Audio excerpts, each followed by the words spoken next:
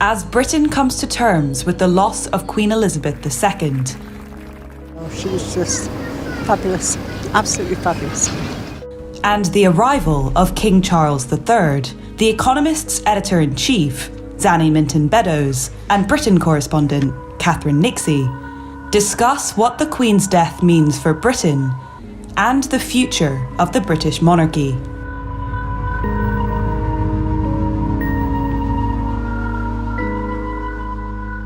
In one sense, the reaction is wholly unsurprising. She was Britain's oldest, longest reigning monarch. She appeared on more currencies than any living person. You couldn't send a letter without seeing her face. And she's woven into the fabric of British life. But she was also, in a way, very domestic. We were kind of you felt very close to her. Walter Bagehot, a Victorian writer and one of the greatest editors of The Economist, said that the thing about monarchy is it brings sovereignty down to the level of everyday life. And that's what she did. We felt we knew her. So it's not surprising that it feels strange that she has gone. Monarchy, is the ultimate elitist institution rooted in the privilege of birth.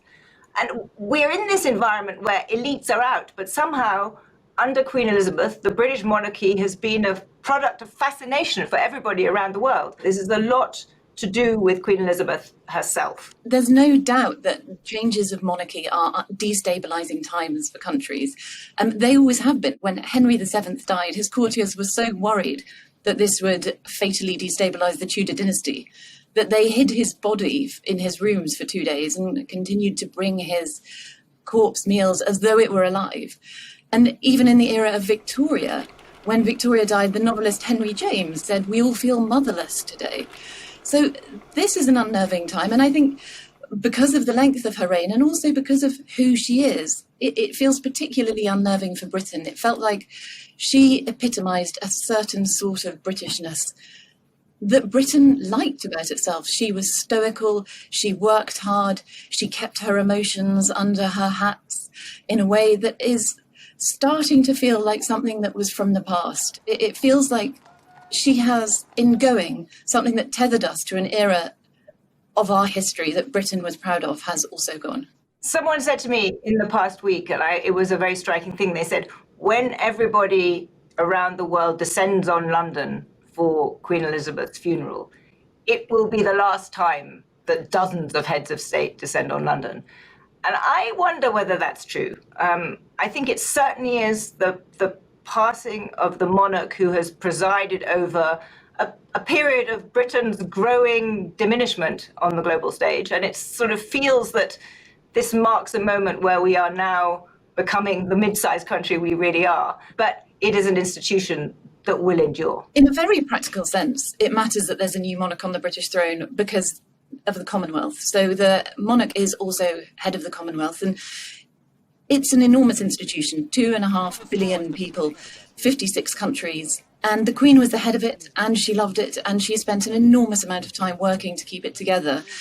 Prime Minister of New Zealand said once that she was the glue that kept it all together. For a long time, there have been worries that without the Queen at the helm, that the whole thing will start to, if not wholly come apart, then the bonds between it will start to weaken. There will be concerns about the future of the monarchy, as there always are. At the beginning of every new reign, people will feel that Charles III does not have the stature and indeed approach of his mother. But at the same time, I think the monarchy plays an incredibly important role in Britain. There's been much talk about King Charles wanting to slim down the royal family. I think there'll be a lot of talk about that, but there won't be very much action. And probably nothing much will happen for a while. So it will take some time for King Charles to be crowned king. And thereafter, his will be a much shorter reign than his mother's. And then there is the next generation. And I think he's in a position where the excitement will be with the next generation. But I suspect that the fascination around the world with this family and the role that the constitutional monarchy plays in the UK is not going anywhere. Charles's greatest challenge is that we know him far too well. The corollary of the longest reigning monarch is the longest reigning heir apparent. And while he has been heir apparent, we've all had a very good chance to have a very good look at him. So we know about his disastrous marriage to Diana. We know about his affair with Camilla Parker Bowles, who is now his consort. And we know about his own passions and his interests, and also that he has pressed those passions and interests a little bit more than most people feel is correct for a royal in a constitutional monarchy.